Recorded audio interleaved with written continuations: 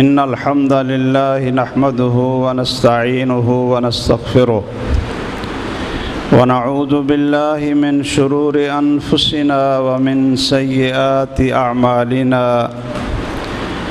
من يهده الله فلا مضل له ومن يضلل فلا هادي له وأشهد أن لا إله إلا الله وحده لا شريك له وأشهد أن محمدًا عبده ورسوله صلى الله عليه وسلم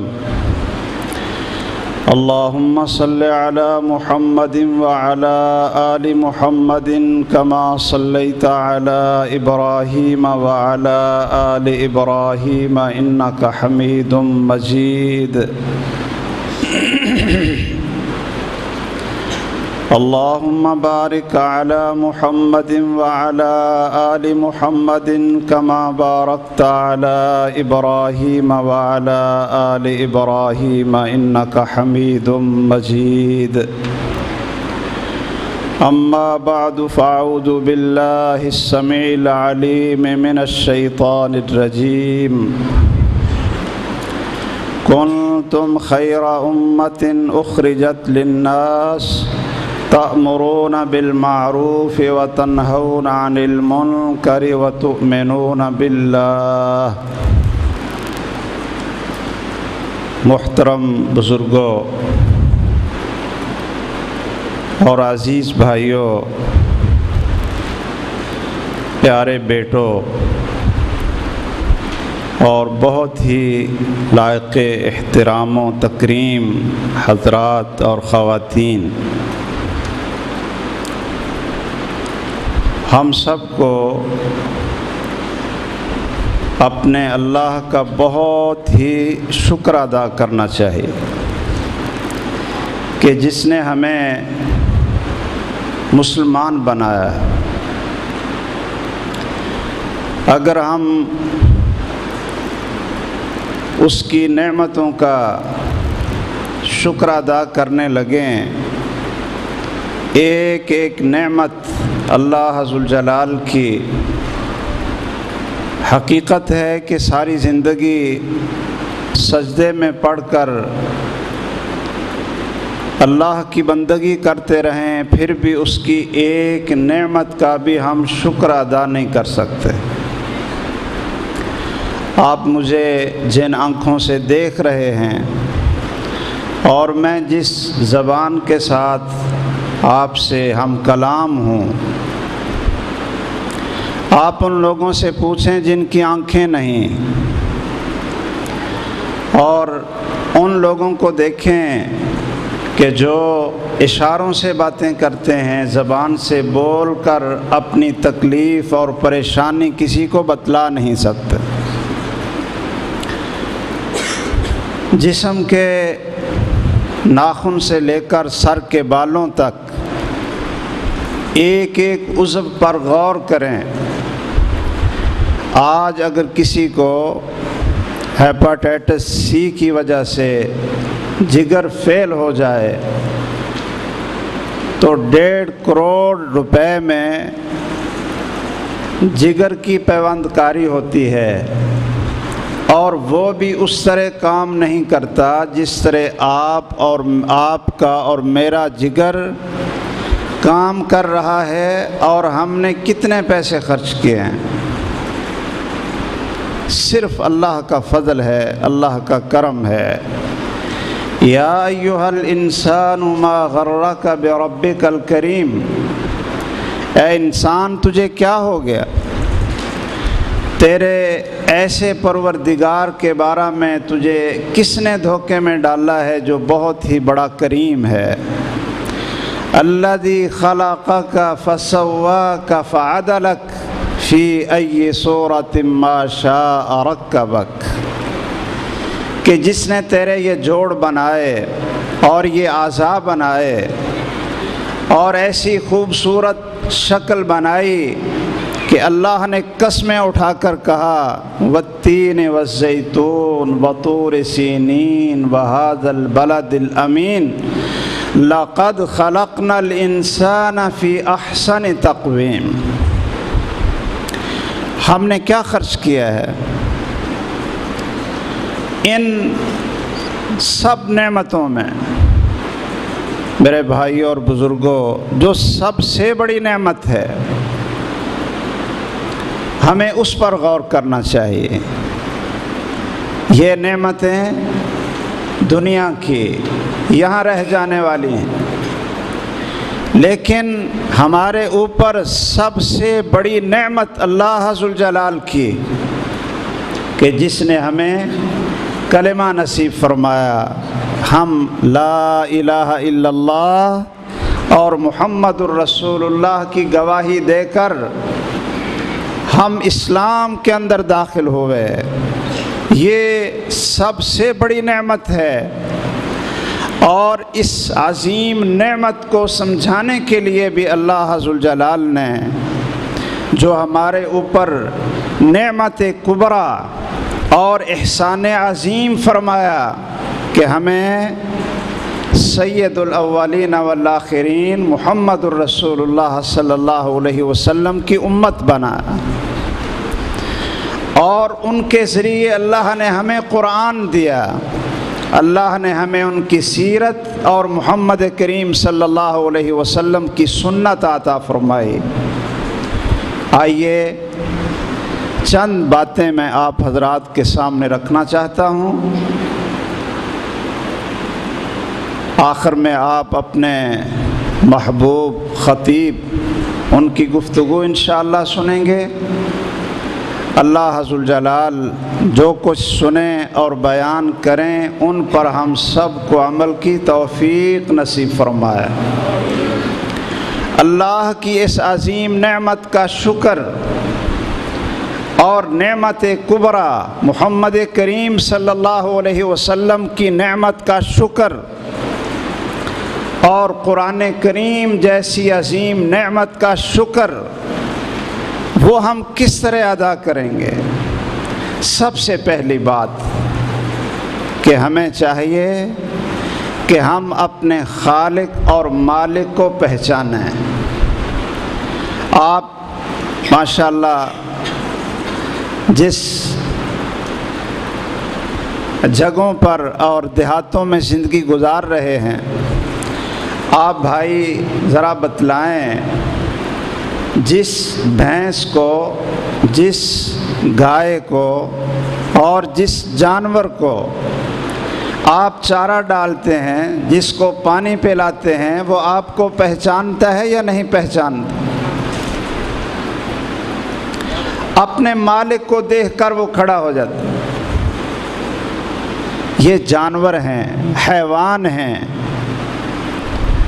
اور کتا ہے، آپ چند دن اس کو روٹی کا ٹکڑا ڈال دیں، وہ دم ہلاتا آپ کے سامنے آتا۔ گھر والے بچوں کو بھی کچھ نہیں کہتا اور اجنبی کو کاٹتا ہے۔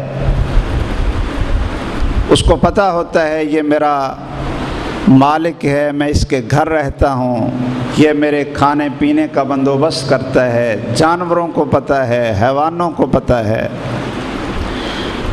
بڑے افسوس کی بات ہے کہ ایک انسان ہو کر اس کو یہ پتہ نہ ہو کہ میرا خالق، میرا مالک، میرا داتا، مجھے پیدا کس نے کیا اور اس کا میرے اوپر حق کیا ہے۔ میرے بھائیوں اور بزرگوں، جس کو اللہ کی پہچان آ جائے اس کے پاس ایمان کی وہ قوت ہوتی ہے کہ اس کے دل سے ساری مخلوق کا ڈر اور خوف ختم ہو جاتا ہے، اور صرف ایک اللہ کا ڈر اور خوف اس کے دل میں رہ جاتا ہے۔ نہ وہ کسی سپر پاور طاقت سے ڈرتا ہے، اور نہ وہ کسی درخت سے ڈرتا ہے، نہ وہ کسی جانور سے ڈرتا ہے، شیروں سے بھی نہیں ڈرتا۔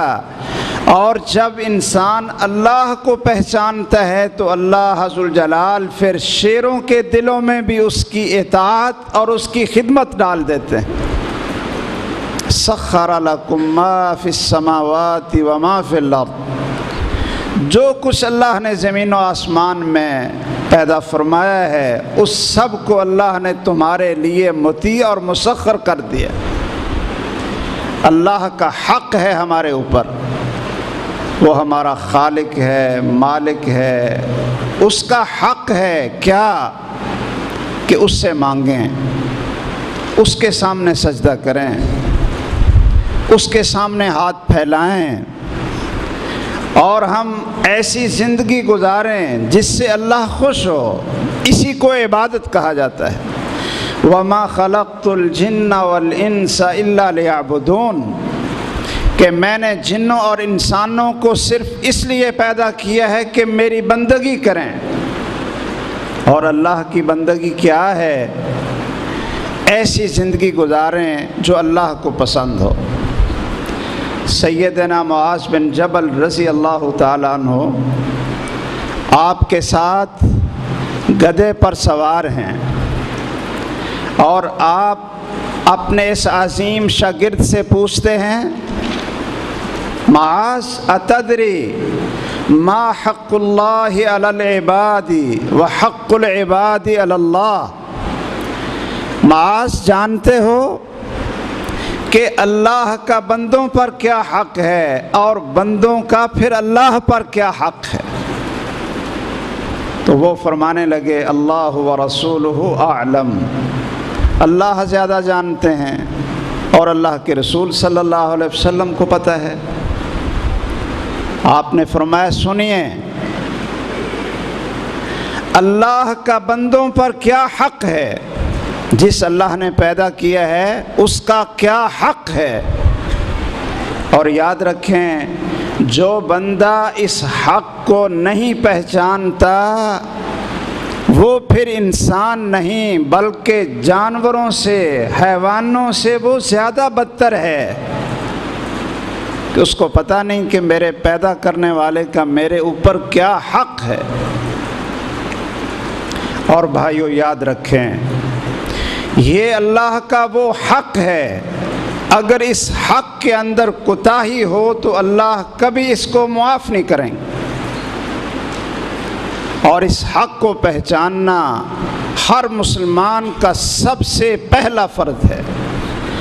اگر کوئی آپ سے یہ پوچھے کہ ہمارا سب سے پہلا فرض اور سب سے ضروری کام کون سا ہے، اور وہ کام کہ جس کے بغیر نجات نہیں، وہ اللہ کا فرض اور حق کہ جس کو پہچانے بغیر انسان مسلمان نہیں بنتا۔ بہت سے ہمارے بھائی یہ کہتے ہیں جی بس بندوں کے حقوق ادا کرو، اللہ کے حق کی خیر ہے وہ معاف کر دے گا۔ ہاں کچھ اللہ کے حقوق ایسے ہیں کہ جن کو اللہ معاف کر دے گا، لیکن یاد رکھیں یہ جو سب سے پہلا حق ہے اگر اس کو ادا نہ کیا تو پھر اللہ ذوالجلال اس انسان کو کبھی معاف نہیں کریں گے۔ اللہ تعالیٰ نے فرمایا ہے اِنَّهُ مَن يُشْرِكْ بِاللَّهِ فَقَدْ حَرَّمَ اللَّهُ عَلَيْهِ الْجَنَّةَ وَمَأْوَاهُ النَّارُ، وہ کون سا حق ہے ایک اللہ کی بندگی اور اللہ کے ساتھ کسی کو شریک نہ بنانا۔ اگر کوئی شخص اللہ کی بندگی میں کسی کو شریک بنائے گا تو یہ وہ حق ہے جس کو اللہ کبھی معاف نہیں کریں گے۔ اس پر اللہ نے جنت کو حرام قرار دیا ہے اور جہنم اس کا ٹھکانہ ہے۔ یہ وہ حق ہے جس کے بارے میں اللہ ذوالجلال فرماتے ہیں یا ابن آدم لو اتیتنی بقراب الارض خطایا، یا ابن آدم لو بلغت ذنوبک عنان السماء، اے آدم کے بیٹے اگر ساری زمین کی وسعتیں بھر کر بھی گناہوں کی لے آ، میں یہ ساری وسعتیں رحمت کی بھر کر لے آؤں گا، ولا ابالی، مجھے کسی سے پوچھنے کی ضرورت نہیں۔ اے آدم کے بیٹے اگر تیرے گناہ اتنے ہوں کہ آسمان کی بلندی تک پہنچ جائیں، غفرت لک، میں تیرے یہ سارے گناہ معاف کر دوں گا، ولا ابالی، اور مجھے کسی کی پرواہ نہیں ہے، لیکن ایک شرط ہے، یہ شرط آپ حضرات یاد رکھیں، ایک شرط ہے، غیر اللہ تشرک بی شیئا، کہ تو نے میرے ساتھ عبادت میں کسی کو شریک نہ بنایا۔ تو میرے بھائیوں اور بزرگوں، یہ سب سے بڑا حق ہے، کیا؟ حق اللہ علی العباد ان یعبدوہ ولا یشرکوا بہ شیئا، کہ ایک اللہ کی عبادت کریں، اس کو داتا سمجھیں، اس کو مشکل کشا سمجھیں، اس سے مانگیں اور اس کے سامنے اپنے سر کو جھکائیں اور اس سے سوال کریں، اس کے ساتھ کسی کو شریک نہ بنائیں۔ میں کئی دفعہ سوچتا ہوں، اور آپ حضرات سے بھی چلو وہ چیز شیئر کر لیتے ہیں، بھائی آپ یہ بتلائیں، کیا اللہ تعالی ہماری کسی بھی زبان میں ہم بات کریں تو اللہ سنتے ہیں کہ نہیں؟ سنتے ہیں۔ اللہ ذوالجلال اپنے علم اور سننے کے لحاظ سے، اپنی قوت کے لحاظ سے ہماری شارق سے بھی زیادہ قریب ہیں یا نہیں؟ اچھا جی، سنتے بھی ہیں، شارق سے زیادہ قریب بھی ہیں۔ ان کے پلے میں کچھ ہے بھی یا نہیں؟ کوئی چیز ہمیں ضرورت پڑے اور وہ اللہ کے پاس نہ ہو، کیا ایسی کوئی چیز ہے؟ اچھا، ہر چیز کے اس کے پاس خزانے ہیں، ہر چیز کے اس کے پاس خزانے ہیں، اس کو کسی مترجم کی ضرورت نہیں پڑتی۔ ہاں، آپ یہ کہہ سکتے ہیں کہ جی ممکن ہے ہمیں ضرورت پڑے اور وہ سوئے ہوئے ہوں، ہمیں مصیبت بنی ہو اور ان کو بھوک لگی ہو، کیوں بھائی؟ اچھا، ان کو نیند اور اونگ نہیں آتی، یعنی ہر وقت جس زبان میں، جس جگہ پر اور جون سی چیز آپ اس سے مانگیں وہ دے کر خوش ہوتا ہے، اور جو اس سے نہیں مانگتا اس سے وہ ناراض ہوتا ہے۔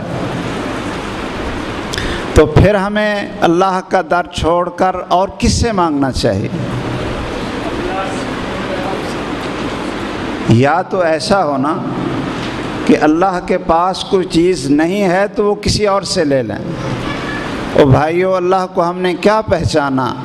اللہ لا الہ الا هو الحی القیوم لا تأخذہ سنۃ ولا نوم، اللہ کو نہ اونگ آتی ہے نہ نیند آتی ہے، اور دنیا میں بڑے سے بڑا پیغمبر ہو، بڑے سے بڑا ولی ہو، بڑے سے بڑا رسول ہو، کیا اس کو نیند آتی ہے یا نہیں؟ آ جاتی ہے نا؟ بھوک لگتی ہے یا نہیں؟ لگتی ہے۔ آئیے اپنے اللہ کو پہچانیں، یہ اللہ کا حق ہے ہمارے اوپر۔ جو ذات شارق سے زیادہ قریب ہو، اس سے مانگنے کے لیے نہ سیڑھی کی ضرورت پڑتی ہے اور نہ وسیلے اور واسطوں کی ضرورت پڑتی ہے۔ وسیلے اور واسطے کی وہاں ضرورت پڑتی ہے جہاں ہمیں یہ پتہ ہو کہ یہ وزیر اور یہ بادشاہ بغیر سفارش کے اور وسیلے کے ہماری سنے گا نہیں۔ اور جب ہمارا خالق اور مالک ایسا ہے، وہ ہم سب کو کہتا ہے کہ مجھ سے مانگو، وَإِذَا سَأَلَكَ عِبَادِي عَنِّي فَإِنِّي قَرِيبٌ۔ اور میرے بندو تم مجھ سے مانگ کر تو دیکھو، میں دے کر خوش ہوتا ہوں، اور دنیا کے غنی ان سے مانگو تو وہ ناراض ہوتے ہیں، اور یہ ہے زمین و آسمان کا مالک کہ جس سے نہ مانگے تو وہ ناراض ہوتا ہے۔ یہ وہ حق ہے اللہ کا جو ہم سب کو سب سے پہلے پہچاننا ہے۔ اگر ہم اس حق کو پہچان لیں تو پھر بندوں کا اللہ پر حق یہ ہے، اللہ اکبر، کہ اللہ ان کو معاف کر دے اور ان کو عذاب نہ دے۔ یہ پھر ہمارا اللہ پر حق بن جاتا ہے۔ تو سب سے پہلا یہ فرض ہے جو مجھے اور آپ سب کو پہچاننا ہے۔ اور دوسرا فرض یہ ہے، آئیے اس کو بھی ذرا اپنے ذہنوں میں تازہ کریں۔ دوسرا فرض وہ یہ ہے کہ ہم سب کو پتہ ہونا چاہیے کہ سید کائنات محمد الرسول اللہ صلی اللہ علیہ وسلم کی ذات گرامی، ان کا ہمارے اوپر کیا حق ہے۔ کیا اس کائنات میں، اس مخلوق میں ان سے بڑا کوئی اور ہے؟ بعض لوگوں نے ہمارے بارے میں بڑی غلط فہمیاں پھیلائیں۔ آج آپ انشاءاللہ پہلے بھی سن رہے تھے، محمد الرسول اللہ صلی اللہ علیہ وسلم سے محبت اور آپ کی شان، اور بھی آپ انشاءاللہ نئے انداز میں سنیں گے۔ بہت زیادہ غلط فہمیاں پھیلا دیں، کیا کہ جی ان کی نہ بات نہ سنیں، یہ لوگ گستاخ بہت ہیں، یہ محمد الرسول اللہ صلی اللہ علیہ وسلم کی بس اتنی ہی قدر پہچانتے ہیں جو بڑے بھائی کی ہوتی۔ میرے بھائیوں، یہ بہت بڑا ظلم ہے، اور یہ ہمارے بھائیوں کو، مسلمان بھائیوں کو ہم سے دور رکھنے کی ایک بہت بڑی سازش ہے۔ مکہ والے، وہ جب کوئی نیا آدمی آتا تھا نا، ان سے کہتے تھے کہ یہاں ایک جادوگر ہے، اس کی بات نہیں سننی، نعوذ باللہ۔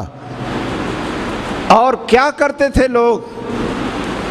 ایسا پروپیگنڈا تھا کہ لوگ جب مکہ میں آتے تو اپنے کانوں میں روئی ٹھونس کر کہ ہمارے اوپر یہ شخص کہیں جادو نہ کر دے، کہیں اس کے پاس بیٹھ نہ جائیں، کہیں آپ کو دیکھ نہ لے۔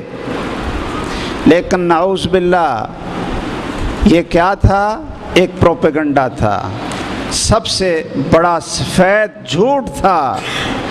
اور اس وقت بھی اس کائنات کی سب سے عظیم ہستی صرف اور صرف محمد الرسول اللہ صلی اللہ علیہ وسلم تھے۔ ہمارا یہ ایمان ہے اور یہ عقیدہ ہے، اور ہم سمجھتے ہیں کہ جس کا یہ عقیدہ نہ ہو وہ مسلمان نہیں ہوتا۔ کیا کہ بڑا بھائی تو بڑے دور کی بات ہے، اس پوری کائنات میں، پورے انسانوں میں، تمام انبیاء میں، آدم علیہ السلام سے لے کر آخر وقت تک آنے والے ہر انسانوں میں سب کے سردار اور سب سے اعلیٰ اور سب سے قدر و منزلت والے اگر ہیں تو وہ محمد الرسول اللہ صلی اللہ علیہ وسلم ہیں۔ قیامت کے دن سارے انبیاء بھی نفسی نفسی کریں گے، اور یہ ہمارے محمد الرسول اللہ صلی اللہ علیہ وسلم اس وقت بھی امتی امتی کریں گے۔ اس امت کو یہ شرف ہے۔ تو اس عظیم پیغمبر کو پہچاننا کیسے پہچانیں گے؟ قرآن سے پہچانیں گے، ان کی سیرت سے پہچانیں گے، اور ان کی حدیث سے پہچانیں گے، جنہوں نے یہ فرمایا کل امتی یدخلون الجنت الا من ابا، میری تمام امت جنت میں داخل ہوگی سوائے اس شخص کے جس نے جنت میں جانے سے انکار کر دیا۔ صحابہ نے پوچھا کہ جنت میں جانے سے کون انکار کرے گا؟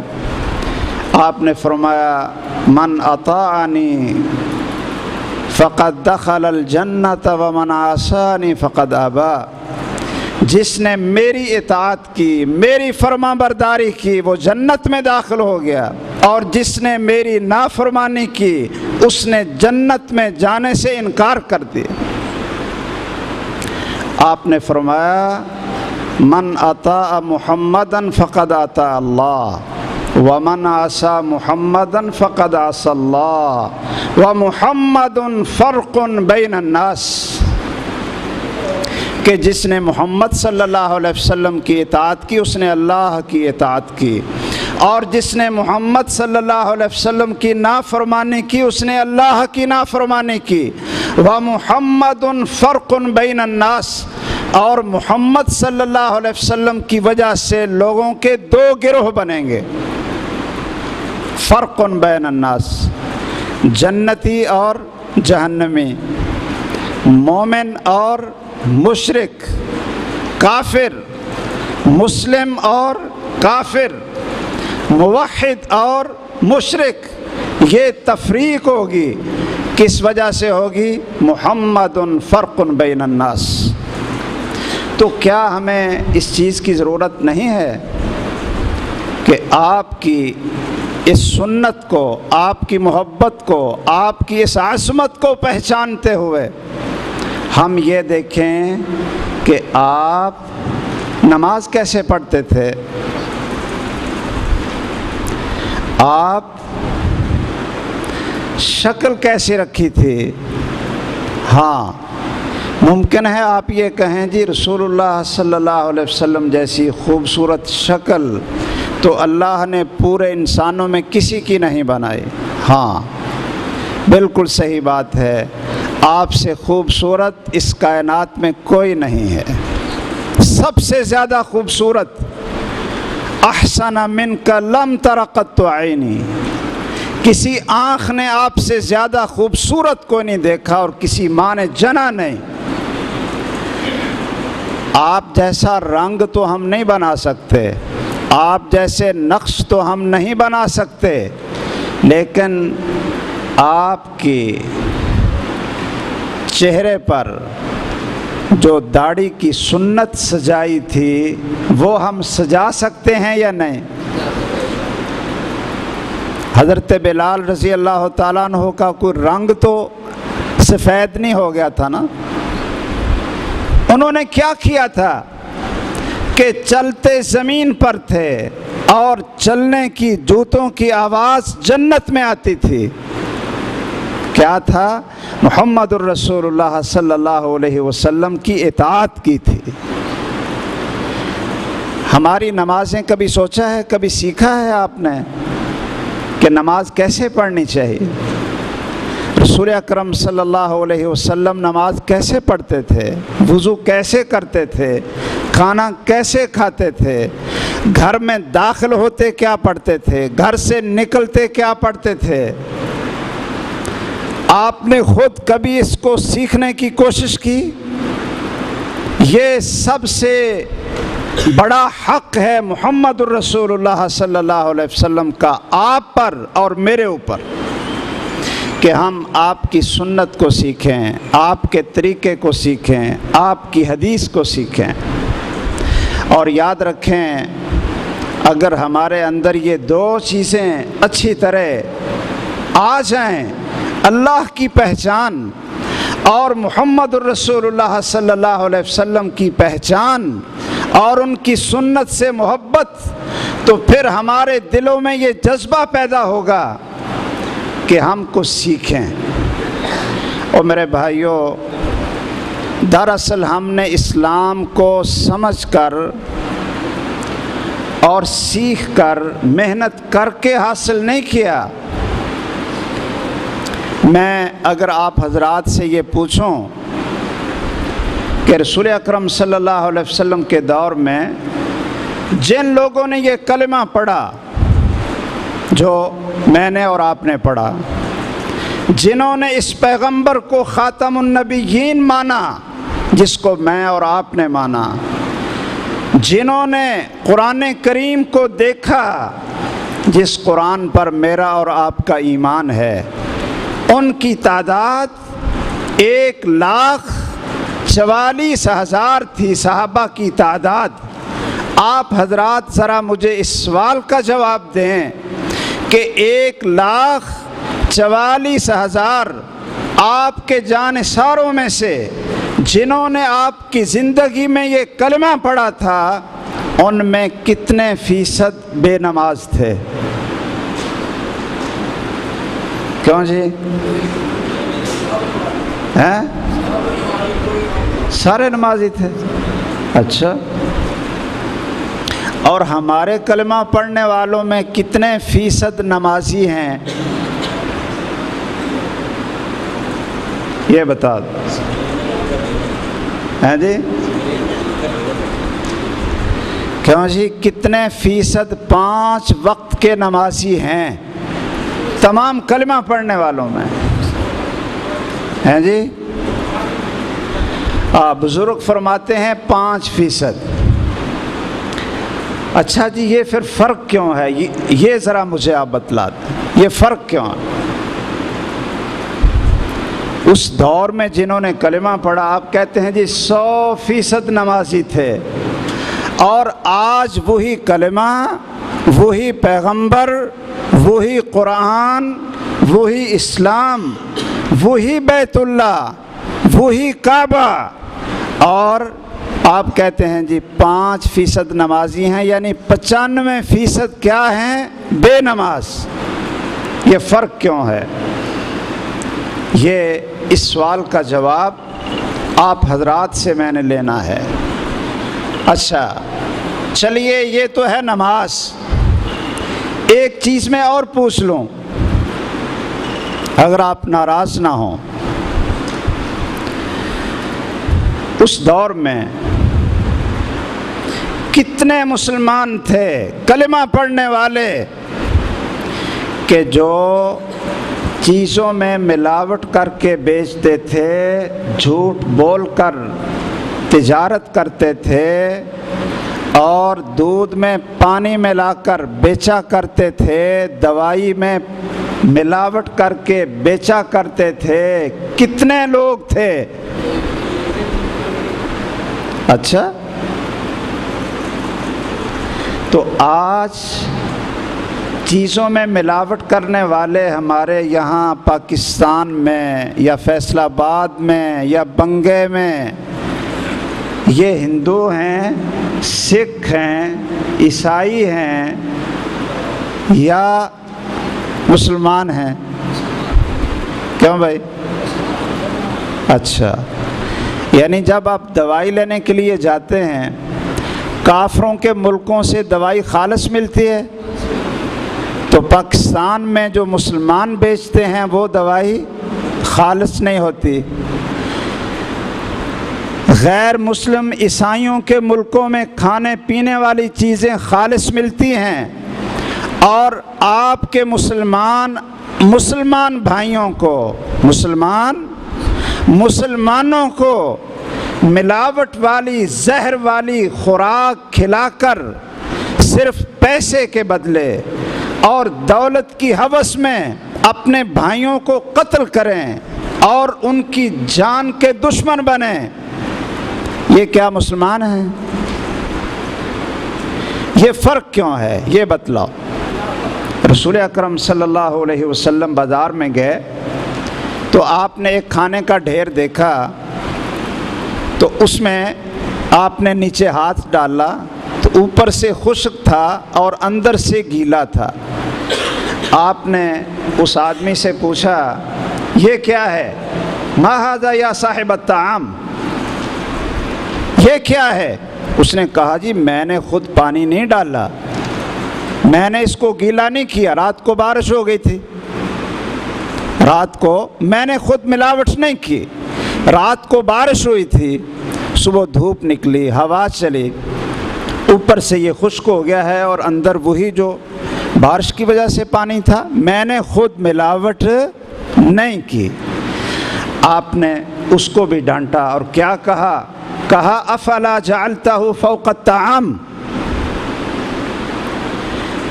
کہ تو نے اس گیلے کو اوپر کیوں نہیں کیا؟ یاد رکھو، من غشنا فلیس منا، جس نے ملاوٹ کی اور دھوکہ دیا اس کا ہمارے ساتھ کوئی تعلق نہیں ہے۔ اور پھر کیا ہوتا تھا؟ او بھائیو، کلمہ تو ہم نے پڑھا ہے لیکن ہم نے سمجھا نہیں، دین کو نہیں سمجھا، اسلام کو نہیں سمجھا۔ میری اور آپ کی تو ذمہ داری تھی کہ ہم غیر مسلموں کے لیے خیر امتن بن کر ایسا کردار پیش کرتے کہ وہ ہمیں دیکھ کر مسلمان ہوتے، ہمیں دیکھ کر مسلمان ہوتے۔ ہمارے ایک پروفیسر تھے، انگلش کے پروفیسر تھے، انہوں نے بڑی اچھی تقریر کی۔ ایک انگریز کھڑا ہوا، کہنے لگا جی میں کلمہ پڑھ لیتا ہوں، آپ اس کے بعد مجھے کہیں گے نماز پڑھو، تو ایسی مسجد مجھے بتلائیں کہ جہاں جا کر میں نماز پڑھوں اور جوتا بے فکری سے پیچھے اتار کر خشوع خضوع کے ساتھ نماز پڑھ لوں، خشوع خضوع کے ساتھ نماز پڑھ لوں۔ ہم نے اسلام کو کیا سمجھا؟ بھائیو، یہ فرق اسی وجہ سے ہے۔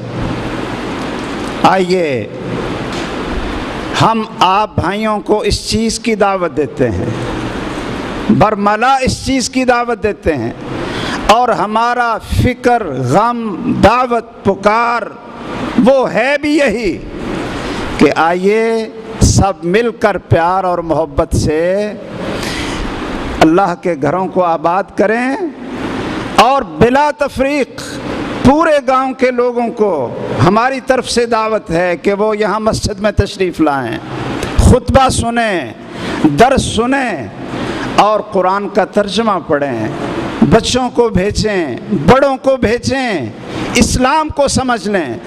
آخر آپ حضرات بھی اس چیز پر ضرور غور کریں گے کہ اس دور میں کوئی ملاوٹ کرنے والا نہیں ملتا، کوئی بے نماز نہیں ملتا، بلکہ اگر کوئی ماں اپنی بیٹی سے کہتی ہے کہ بیٹی پانی کے اندر دودھ ملا دو ابھی اندھیرا ہے، ماں بیٹی سے کہتی ہے کہ بیٹی دودھ میں پانی ملا دو، اور بیٹی کیا کہتی ہے کہ اماں جان آپ کو پتہ نہیں خلیفہ نے روکا ہے، خلیفہ نے روکا ہوا ہے کہ دودھ میں پانی نہیں ملانا۔ تو وہ ماں کیا کہتی ہے کہ خلیفہ کون سا اس وقت دیکھ رہا ہے؟ تو بیٹی نے کیا جواب دیا تھا؟ کیوں بھائیو، کیا جواب دیا تھا؟ ہاں، خلیفہ تو نہیں دیکھ رہا لیکن خلیفہ کا رب تو دیکھ رہا ہے۔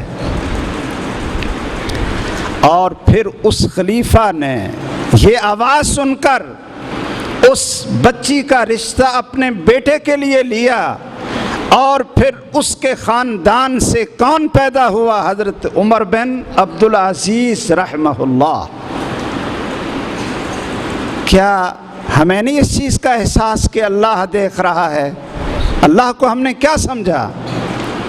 ہم نے کیا سمجھا محمد الرسول اللہ صلی اللہ علیہ وسلم کو؟ او بھائیو، سب زبانی جمع خرچ چھوڑ دیں، آئیے ذرا محنت کریں۔ کنتم خیر امتن، ہم تو اس لیے آئے تھے کہ اس اللہ کی ساری زمین پر تمام انسانیت کے لیے ہدایت کا راستہ ہم نے دکھانا تھا، اس امت محمد صلی اللہ علیہ وسلم نے دکھانا تھا۔ لیکن جس کو خود اپنے عقیدے کا پتہ نہ ہو، جس کو اخلاق کا پتہ نہ ہو، جس کو خود عبادت اور سنت کا پتہ نہ ہو، جس کو خود حلال اور حرام کی تمیز ختم ہو جائے، وہ دوسروں کے لیے کیا رہبر اور کیا رہنما بن سکتی ہے؟ تو آئیے میں آخر میں بھی یہی آپ حضرات سے اپیل کروں گا کہ یہ اللہ کا گھر ہے، اللہ سب کا ہے، یہ گھر بھی سب کا ہے، یہ کسی خاص فرقے اور خاص کسی گروہ کا نہیں، مسلمانوں کا ہے، آپ کا ہے۔ اور آپ حضرات یہاں اللہ کا دین سیکھنے کے لیے وقت نکالا کریں۔ اللہ تعالی ہمارے عزیز بیٹے قاری صاحب کو صحت اور ایمان والی لمبی زندگی عطا فرمائے، جو ہر وقت تیار رہتے ہیں کہ ہے کوئی مجھ سے آ کر پڑھ لے۔ کیوں بھائی، ترجمہ پڑھ لیں۔ اچھا جی، کتنے فیصد ہیں جن کو قرآن کا ترجمہ آتا ہے؟ چلو، ہے جی، یہ گاؤں والے سارے قرآن کا ترجمہ آتا ہے؟ نہیں آتا۔ تو یہ کس نے پڑھنا ہے؟ اور پڑھنے کے بغیر آ جائے گا؟ چلیے، پڑھنے کے بغیر آ جائے گا۔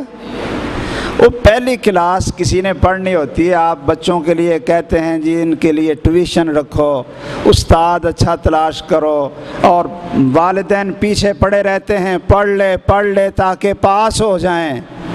تو بھائیوں، سیکھنے سے آتا ہے۔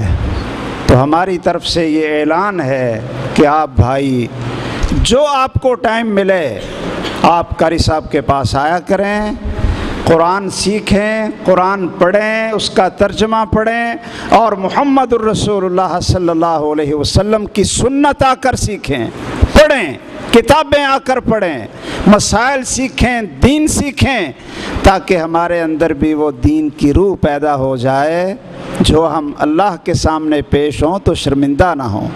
قیامت کے دن محمد الرسول اللہ صلی اللہ علیہ وسلم کے ہاتھ سے ہمیں حوض کوثر ملے، وہاں ہمیں شرمندگی کا سامنا نہ کرنا پڑے کہ یہ لوگ تھے جو میرے نام پر، امت محمد کے نام پر جھوٹ بولتے تھے، ملاوٹ کرتے تھے، دھوکہ کرتے تھے۔ اللہ تعالی ہم سب کو توفیق عطا فرمائے، اللہ اپنی پہچان ہمیں عطا فرمائے، محمد کریم صلی اللہ تعالی علیہ وسلم کی محبت نصیب فرمائے، اور قرآن اور سنت کی روشنی اور نور سے ہمارے دلوں کو اللہ منور فرمائے۔ آمین۔ وآخر دعوانا ان الحمد للہ رب العالمین، وصلی اللہ علی سیدنا محمد وآلہ وصحبہ اجمعین۔